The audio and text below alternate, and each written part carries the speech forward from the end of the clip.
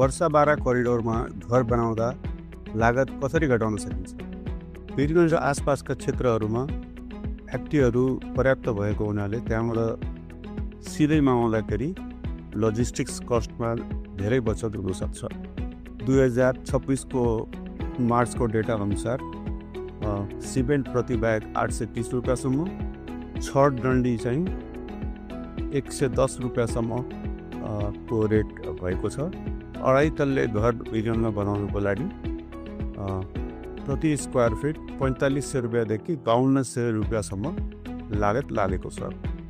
तर तपाईँ टेक्निकलमा पनि लगाइदिनुहोस्। वीरगञ्ज गर्मी र डुबानको क्षेत्र भएको हुनाले कम्तीमा 3 देखि 3.5 फिट लिन्थको हाइट बढाउनुहोस् र छतमा थर्मल इन्सुलेसन गर्नुहोस्। यति गर्दा तपाईँको घर बलियो र किफायती हुन सक्छ। स्ट्रिप निर्माणको जानकारीको लागि हामीलाई सम्पर्क राख्नुहोस्।